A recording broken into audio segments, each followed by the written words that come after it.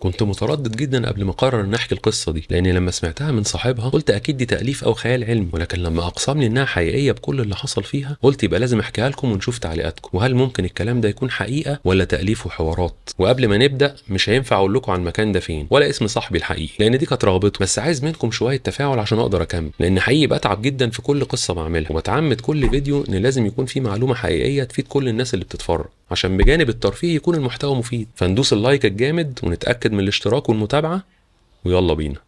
القصه بتبدا انه خالد اجر شقه هو وزوجته، والشقه دي كانت في شارع هادي وكله شجر، ومعظم العمارات الموجوده كانت حديثه البناء ما عدا مبنى واحد بس هو اللي كان شكله قديم. كان عباره عن فيلا مكونه من دورين بس محدش عايش فيها، وكانت كل الشبابيك اللي فيها مفتوحه كأن حد نسي يقفلها، وكمان مفيش اي مصدر اضاءه جوه المكان، يعني واضح ان الكهرباء مقطوعه عنها من فتره طويله. كل يوم خالد وهو رايح شغله كان بينزل بدري جدا لان شغله كان بعيد، ممكن نقول له كان بينزل 5 الصبح مثلا، وساعتها ما بيكونش فيه اي مخلوق في الشارع. وفي مره وهو معدي من جنب الفيلا المهجوره دي سمع صوت واحده بتصرخ كأن حد بيخنقها، ففضل واقف جنب المكان عشان يحاول يعرف فيه ايه، ولكن الصوت سكت فجأة، فافتكر انه بيتهيأله وشال الموضوع من دماغه وقام رايح على شغله. وفي مرة تانية هو وزوجته كانوا راجعين بالليل من فرح بتاع حد قريبهم، وكانت الساعة ساعتها 3 الصبح، فلقوا واحدة ست عجوزة واقفة في الدور التاني من الفيلا وتبص عليهم وبتبتسم ابتسامة صفرة قوي. كان شكلها غريب جدا، يعني شعرها مش مرتب خالص، نصه أبيض ونصه أسود، وهدومها مش نظيفة، وكانت مركزة نظرها عليهم جدا لدرجة إنهم خافوا وطلعوا شقتهم بسرعة. الفيلا المهجورة دي كانت جنب العمارة اللي هم ساكنين فيها، فممكن لو حد بيبص عندهم من الشباك الجانبي بتاع الشقة يشوف السطح بتاع الفيلا دي بكل وضوح. فمرة خالد صحي بالليل عشان يشرب مية، وراح يبص من الشباك عشان ياخد شوية هوا، اتفاجئ ان في 5 قطط موجودين فوق سطح الفيلا وعمالين يتخانقوا مع بعض جامد جدا على كيس قماش كبير، واضح ان وزنه تقيل جدا لانهم ما كانوش قادرين يحركوه، وكمان الدنيا كانت ضلمه قوي، فخالد ما عرفش يشوف كويس ايه اللي جوه الكيس، بس كان بيقول انه بدأ يحس بمشاعر غريبه قوي ناحيه الفيلا دي، مشاعر مش حلوه خالص. يعني مثلا لما كان بيعدي من قدام الفيلا دي كانت رجله بتتقل في المشي، ويحس ان حركته مش مريحه كأن حد ماسك رجله، ده غير ان نبضات قلبه بتكون سريعه جدا، والحاجات دي كلها بتروح اول ما يبعد عن المبنى. كان بيحاول يطلع المواضيع دي كلها من دماغه، لكن كل فتره كان بيحصل حاجه تخليه يركز اكتر مع الفيلا دي. وفي مرة هو وزوجته واقفين بالليل في الشباك والساعة ساعتها كانت 3 الفجر، لقوا راجل هدومه مقطعة بيدخل الفيلا، وكان بيتلفت حواليه كأنه خايف إن حد يشوفه. اترعبوا جدا هما الاتنين وقفلوا الشباك بسرعة، بس الموضوع ده خلاهم مرعوبين أكتر من الفيلا دي. وفي يوم تاني خالد كان راجع من صلاة الجمعة، فلقى واحد من الجيران بتوعهم اللي كان دايما بيشوفه في الشارع، فسلم عليه وعرفه بنفسه. الراجل كان كبير في السن شوية، يعني ممكن يكون سنه فوق ال60 مثلا، وشكله قديم في المنطقة. وهما بيتمشوا في الطريق للبيت خالد سأله عن الفيلا المهجورة وإيه قصتها، فالراجل بصله وقعد يبتسم بسخرية وقال له ما تركزش مع البيت ده علشان دماغك ما تتعبش. طبعا الكلمة دي جننت خالد أكتر، وبقى عايز يعرف إيه موضوع البيت ده، وقعد يلح على الراجل عشان يحكيله. الراجل العجوز سأله أنت الأول بتصدق في الجن والعفاريت ولا الموضوع بالنسبة لك خرافات؟ فخالد رد عليه وقال له إنه بيصدق. فالراجل راح قايل له أنا هحكي لك، بس يا ريت ما تحكيش لحد الكلام اللي انا هقوله لك علشان ما نعملش شوشره ونفتح المواضيع دي من تاني. خالد كان هيتجنن لما عرف ان الموضوع فيه جن وعفاريت، لان زوجته كانت بتخاف جدا من الحاجات دي، ولو عرفت ممكن انها تخليهم ينقلوا مكان تاني، وطبعا هو ما عندوش المقدره على ده دلوقتي. المهم نرجع للراجل الكبير اللي بدأ يحكي ويقول ان الفيلا دي كانت اول مبنى في الشارع، وكان ساكن فيها عيله مكونه من راجل وست وطفلين، والكلام ده كان من زمان قوي. يعني الراجل العجوز ده كان بيحكي ان هو في الاوقات دي كان طفل صغير، بس هو عاش الاحداث كلها من اولها لاخرها، لانهم كانوا بيعتبروا تاني بيت بيسكن في الشارع بعد الفيلا دي. كان بيقول ان صاحب البيت ده كان دايما يضرب زوجته، ولما بدأت المنطقة يكون فيها عمارات تانية والشارع يتملي بالسكان كانوا في بعض الاحيان الجيران بيتدخلوا بينهم وبيوقفوا الراجل عن ضرب زوجته. وقال ان هو بنفسه وهو صغير دخل مع ابوه في مرة عشان يوقفوا الراجل ده انه يضربها، ولما دخلوا الفيلا لقوا رابطها في الحيط ونازل ضرب فيها بكل قوة.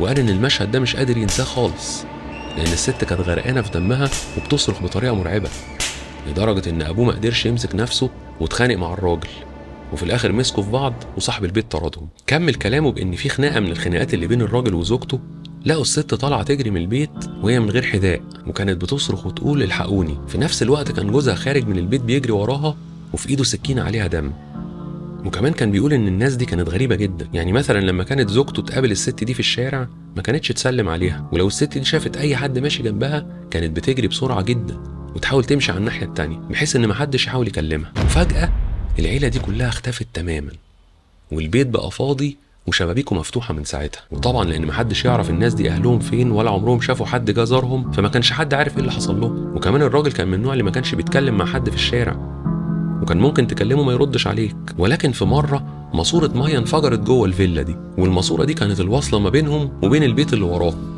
والمية غرقت الدنيا.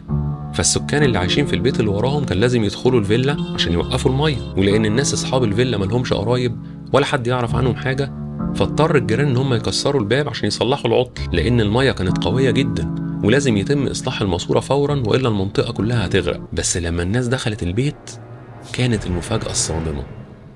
البيت كان فيه ريحة رهيبة، ريحة وحشة جدا، والمية كانت مغرقة أرضية الدور الأول بالكامل. بس الريحة كانت باينة إنها جاية من الدور اللي فوق، ومعظم أهالي المنطقة كانوا موجودين مع أصحاب البيت المتضرر، لأن زي ما بقول لكم المية كانت كتير جدا وممكن تغرق الشارع كله، فكان كله حاضر الحدث ده. البيت كان معمول أرضيته بالخشب، وبسبب المية الأرضية باظت تماما. بس من كتر الريحة اللي كانت في المكان الناس ما كانوش عارفين يقفوا، وشوية منهم طلعوا الدور اللي فوق عشان يعرفوا مصدر الريحة دي منين. ولما طلعوا فوق بدأت الريحة تزيد أكتر وأكتر، واتضح إنها جاية من آخر أوضة في الدور الأول. ولما دخلوا الأوضة لقوا جثة مشنوقة من السقف بحبل غليظ جدا، ولكن معالمها ما كانتش واضحة هل هي راجل أو ست. وعلى الأرض كانت الكارثة الحقيقية. لقوا كيس من القماش بس كبير جدا، ولما فتحوه لقوا جثة الزوجة والطفلين الصغيرين. الناس فورا بلغت الشرطة والمباحث بدأت تحقق، واتضح من الطب الشرعي ان الراجل ده قتل زوجته واولاده بعد كده شنق نفسه. واثناء التفتيش والتحريات اكتشفوا ان الراجل صاحب البيت بيعمل حاجات مش مظبوطه وله في السحر والدجل، واتقفلت القضيه وقتها على كده، والفيلا اتشمعت بالشمع الاحمر.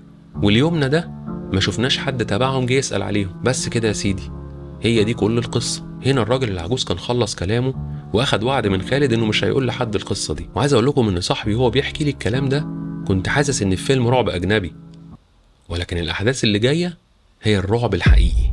خالد صاحبي ده كان شقي قوي وبيحب المغامرات، وبالرغم من إنه خايف إن زوجته تعرف موضوع البيت، بس برضه كانت روح المخاطرة والمغامرة بتاكل فيه، وعايز يعرف البيت ده حكايته إيه وإيه القصة الحقيقية بتاعته. فقرر إنه يخترق الفيلا عشان يعرف إيه سبب الحاجات الغريبة اللي بتحصل دي.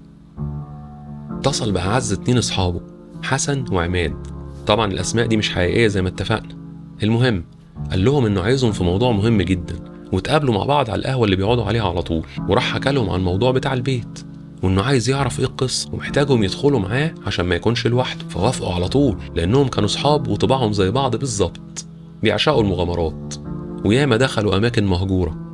وعايز اقول لكم ان اكتر حد ممكن يأذيك ويوديك في داهيه هو الصاحب اللي طبعه زيك.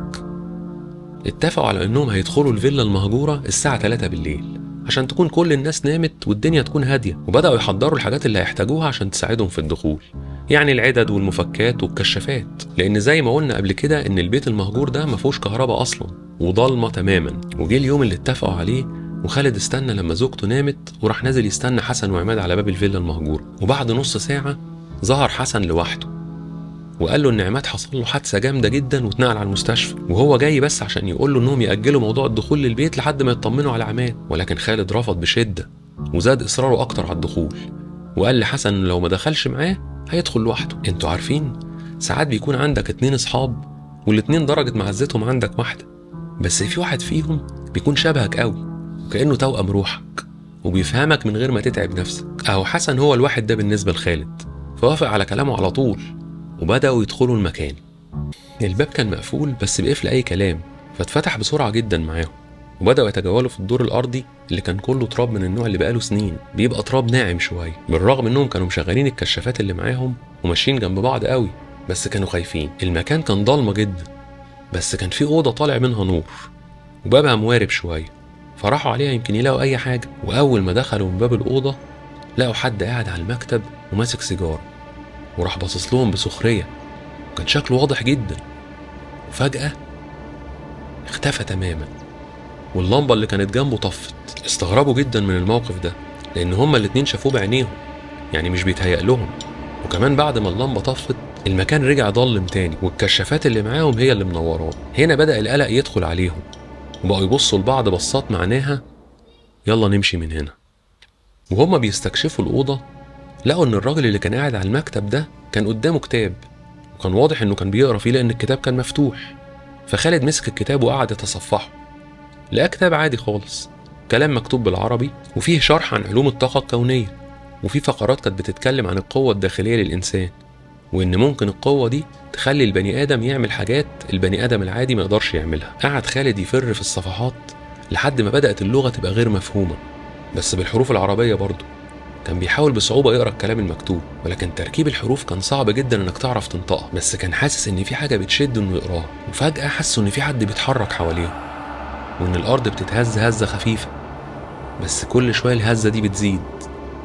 وكان في لمبة متعلقة في السقف كانت عمالة تروح يمين وشمال. بدأوا يسمعوا صوت أنفاس، صوت أنفاس جاية من بعيد. هنا قرروا انهم يطلعوا من المكان ده، ومن كتر الخوف خبطوا في بعضهم هم ماشيين، وراحت الكشافات واقعة على الأرض وطفت، والدنيا بقت عتمة تماما. قعدوا يدوروا على بعض في الضلمة وصوتهم مش طالع من كتر التوتر، لحد ما خالد عرف أخيرا يوصل لحسن وراح ماسكه من كتفه، بس صوته ما كانش طالع من كتر الخوف. لحد ما خالد استجمع قوته وقال لحسن بصوت يدوب يتسمع يلا نطلع من هنا. حسن رد عليه وقال له انه بيحاول يلاقي باب الأوضة، بس حسن كان صوته بعيد قوي. امال مين اللي خالد حاطط ايده عليه ده؟ هنا أدرك إنه إيده محطوطة على كتف حد تاني. شال إيده ورجع لورا بسرعة، ولكن راح واقع على الأرض وحس إنه مشلول تماما ومش قادر يقوم. وفجأة سمع صوت حسن بيصرخ بصوت عالي جدا. قعد خالد ينده على حسن ويحاول يزحف ويدور بإيده على الكشافات، وفي نفس الوقت حسن ما بيردش. وفجأة خالد سمع صوت زوجته بتنادي عليه، حاول يرد عليها ولكن صوته ما كانش راضي يطلع خالص، وحس بسخونة قوية جدا حواليه كأن حد بيشده من شعره. وكل ده هو بيزحف في محاولة انه يلاقي الباب بتاع الأوضة، لحد ما في ضوء بسيط ظهر، فأكيد يبقى هو ده باب الأوضة. فضل يزحف ناحية الضوء، وأول ما وصل لقى حسن واقع على الأرض ومبرق عينيه، وعلى وشه ملامح رعب غير عادية. بدأت قوة خالد ترجع تاني وقدر انه يقف على رجله، وراح شادد حسن وخرج بره الأوضة. وبدأ نور الفجر يظهر شوية شوية. خرجوا هما الاتنين من الفيلا الساعة 5 تقريبا، بس حسن كان على وشه نفس نظرة الذهول والرعب ومش بيتكلم خالص. يا ترى شاف ايه جوه خلاه يوصل للحالة دي؟ خالد وداه أقرب مستشفى وطلع عنده انهيار عصبي حاد جدا وصدمة عصبية أدت لشلل نصفي، ومن يومها هو بيتعالج بدون أي فايدة وحالته ما بتتحسنش خالص. بعد الأحداث دي خالد غير مكان سكنه، وعشان يقنع زوجته بأنهم ينقلوا اخترع سبب تاني خالص غير اللي حصل، وقال لها أن العمارة دي قايلة للسقوط ولازم نمشي منها. فوافقت الزوجة على طول، وبعد كده قرر ما يدخلش تاني في مغامرات من النوع ده. وكان بيقول ان المرة دي فعلا عرف يعني ايه بيت مسكون، وان المساس بالحاجات دي ممكن يخليك تضحي بحياتك، او ممكن يحصل لك اذى يفضل معاك لبقية عمرك زي ما حصل لحسن. وربنا يحفظنا جميعا ويبعدنا عن اي شر، والسلام عليكم.